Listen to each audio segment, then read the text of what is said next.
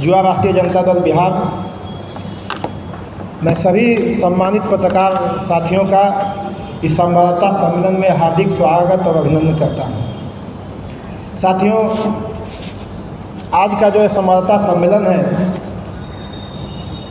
युवा राष्ट्रीय जनता दल के प्रदेश अध्यक्ष की हैसियत से मैं कुछ बातें आपके सामने आपके माध्यम से जनता के बीच में रखना चाहता हूं कि 2025 का विधानसभा चुनाव शुरू होने वाला है और हमारे आदरणीय नेता तेजस्वी प्रसाद यादव जी ने जो 14 करोड़ बिहारवासियों की बेबसी है, गरीबी है, बेरोजगारी है, उसको निजात दिलाने के लिए, उससे छुटकारा पाने के लिए उन्होंने संकल्प लिया है।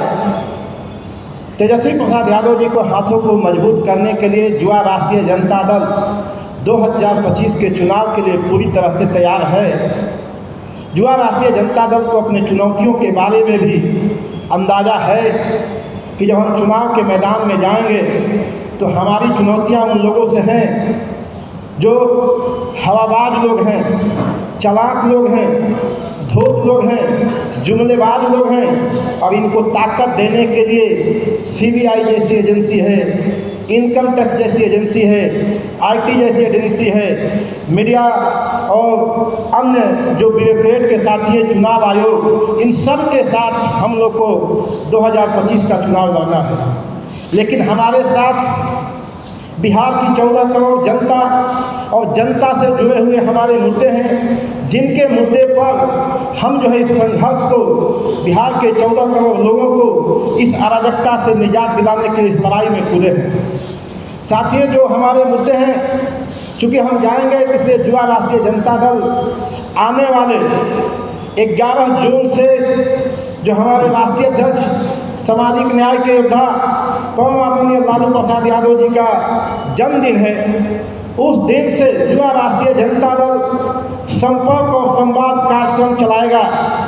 और संपर्क और संवाद कार्यक्रम में हमारे 4 मुख्य एजेंडे हैं, जिस पर हम लोगों के बीच में जाएंगे, हमारे युवा साथी जाएंगे और मैन टू मैन मिलेंगे और लोगों को बताएंगे कि इस सरकार से छुटकारा, चूँकि भारतीय जनता पार्टी की जो हवाबाजी है, जो धोखेबाजी है, उनसे हमको लड़ना है, उनके चालबाजियों से लड़ना है, उनके जुमलेबाजियों से लड़ना है। तो हमारे मुद्दे हैं कि 1990 में जब हमारे आदरणीय लालू प्रसाद यादव जी बिहार के मुख्यमंत्री बने, उसके पहले बिहार की क्या स्थिति थी। 1990 में जो बच्चा पैदा हुआ उसको जानकारी नहीं है कि हमारा 1990 से पहले का बिहार क्या है। तो 1990 के बाद जो बच्चे पैदा हुए हैं, जो नौजवान हैं, उनको हम बताएंगे कि जब लालू प्रसाद यादव जी को सत्ता चलाने का समय मिला तो कैसा बिहार मिला था।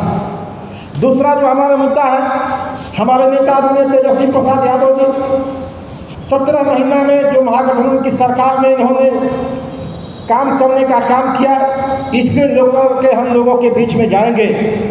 तीसरा हमारी मुद्दा है कि जो हमारे नेता जब 2025 में बिहार के मुख्यमंत्री बनेंगे तो जो उन्होंने वादा किया है, चाहे महिलाओं के लिए वादा किया हो या नौजवानों के लिए युवा आयोग बनाने की बात की हो या 500 में गैस सिलेंडर देने की बात की, इन सारे मुद्दों को लेकर के हम लोगों के बीच में जाएंगे। चौथा हमारा मुद्दा है कि नरेंद्र मोदी जी और भारतीय जनता पार्टी ढिंढोरा पीटती है और कहती है कि हम जो है गरीबों को हित ऐसी हैं, लेकिन 65% आरक्षण भारतीय जनता पार्टी क्यों नहीं देना चाहती है। इसको जाके हम लोगों के बीच में बताएंगे। साथियों, आप सबको मालूम है अभी कई आयोग का गठन हुआ, लेकिन युवा आयोग का गठन नहीं किया गया। जिस बिहार में 25 वर्ष से कम आयु के 58% लोग हैं, 14 करोड़ में 58% लोग नौजवान हैं, उनके लिए सरकार के पास समय नहीं है। सरकार रुपया बांट रही है, बांटे, लेकिन युवाओं को कौन ध्यान देगा। 25 चलिए, जो शिक्षा का हाथ है, युवाओं को क्या चाहिए, शिक्षा चाहिए। लेकिन आप देखिए, जानिए कि बिहार में 534 प्रखंड हैं, जिसमें 398 प्रखंड में आज भी कोई डिग्री कॉलेज नहीं है। नीतीश कुमार जी और मोदी जी लगातार करते हैं, लेकिन 2005 में जब इनको सत्ता मिली उस समय का युवा जो 90 के बाद पैदा हुआ, जिसकी उम्र आज 35-36 साल है, जो 2005 के बाद पैदा हुआ, जिसकी उम्र 21-22 साल है, 20 साल है, वो नौजवान, सारे नौजवान बेरोजगार हैं। जाइए, जो गरीबी में, जो गाँव में जो है 83% आबादी युवाओं की बेरोजगार है। गाँव में कौन लोग निवास करते हैं? ये दलित समाज, पिछड़ा समाज, अति पिछड़ा समाज के लोग निवास करते हैं। तो युवा राष्ट्रीय जनता दल साथियों, जब हम जाएंगे और बताएंगे, देखिए बहुत सी बातें हैं कि हम लोगों के मुंहों में ठूस दिया जाता है। जब लालू जी की सरकार बनी थी 90 में, उसके पहले से बिहार में लगातार नरसंहार होते आया है। मैं आपको कुछ उदाहरण स्वरूप बताना चाहता हूँ कि 25 नवंबर 1977 को पूर्णिया के चंदवा रूपसपुर गांव में 14 आदिवासियों की हत्या हुई थी। 27 मई 1977 को बेल्छी में 11 लोगों की हत्या हुई थी। 6 फरवरी 1980 को जहानाबाद के परसबिगहा में 14 लोगों को गोलियों से हत्या की गई थी। 28 फरवरी 1980 को पिपरा में 13 लोगों की हत्या की गई थी। 14 अप्रैल 1986 में अरवल में 22 लोगों की हत्या की गई थी। 29 मई 1987 को औरंगाबाद के दलेल चक बघौरा में 54 लोगों की हत्या की गई थी। 1989 में बिहटा में 30 लोगों की हत्या की गई थी, जो भोजपुर जिला में पड़ता है। उस समय तो हमारे नेता आदरणीय लालू प्रसाद यादव जी बिहार के मुख्यमंत्री नहीं थे, लेकिन जिन लोगों से लड़ाई थी, जिन लोगों से लालू प्रसाद यादव जी को लड़ना था, 1990 से पहले जो बिहार की सामाजिक स्थिति थी, गाँवों में, गलियों में, खेतों में मजदूरों को मजदूरी नहीं दी जाती थी, भरपेट खाने नहीं दिया जाता था। इनके बहन बेटियों के साथ दिन दहाड़े बलात्कार होती थी, लेकिन कभी थाने में रखते नहीं दिखाई जाती थी। उसकी खबरें अखबारों में नहीं छपती थी आज की तरह। उस परिस्थितियों में हमारे नेता लालू प्रसाद यादव जी जब बिहार के मुख्यमंत्री बने, आज हमारे हाथों में गुलामगिरी किताब है, और इस किताब में जो वर्णन है, यही वर्णन आप समझिए कि 1990 से पहले बिहार का था। और जब हमारे नेता आदरणीय लालू प्रसाद यादव जी इस सामंतवादी गाँव में सामंतवादी व्यवस्था को उन्होंने खत्म किया, तो सब लोगों ने मिलकर हमारे नेता आदरणीय लालू प्रसाद यादव जी को फंसाने का काम किया। इन सारे सवालों को लेकर अपने नेता लालू प्रसाद यादव जी के द्वारा किए गए काम, 17 महीना में तेजस्वी प्रसाद यादव जी को द्वारा किए गए काम, और आने वाले दिनों में 25 में जो सरकार बनेगी, तो युवाओं के लिए, महिलाओं के लिए, वृद्धजनों के लिए, आम जनों के लिए जो करने वाले हम काम हैं, इसके लिए हम लोगों के बीच में जाएंगे। आप 65% आबादी, जो 65% आबादी आखिर भारतीय जनता पार्टी क्यों नहीं देना चाहती है आरक्षण?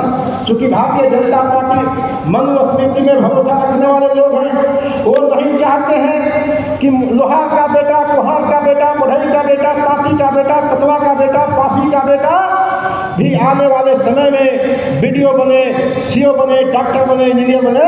वो चाहते हैं कि हमारे पुरखों का 1990 से पहले जो लोग बराहिरगिरी करते थे, जो हमारे मजदूरी करते थे, जिस तरह से हम उन पर हावी रहते थे, यह व्यवस्था कायम है। आज से 200 साल पहले महात्मा ज्योतिबा फुले ने कह गया कि जो है, जब तक आप पढ़ोगे लिखोगे नहीं, समाज में आगे नहीं बढ़ोगे। इसलिए इस लड़ाई पे युवा राष्ट्रीय जनता दल द्वारा मजबूती से अपने नेता को, हाथों को मजबूत करने के लिए गाँव में भी अभियान चलाएगा। आने वाले दिनों में पटना में भी हम लोग बड़े कार्यक्रम अपने नेता से समझ लेके करने का काम करेंगे, और अपने नेता तेजस्वी प्रसाद यादव जी को, जो 2025 में महाभारत होने वाली है, जो शंखनाद होने वाला है, युवा राष्ट्रीय जनता दल का एक एक कार्यकर्ता मजबूती के साथ उनके साथ रहेगा। और 11 जून से हम लोग इस कार्यक्रम की शुरुआत करेंगे। हम भी किसी न किसी जिला में जा करके अपने साथियों के साथ संपर्क और संवाद अभियान में जुटेंगे। इसी के साथ मैं अपनी बातों को समाप्त करता हूँ। आपसे अगर कोई सवाल होगा तो उसको भी मैं जवाब दूंगा। अब हमारे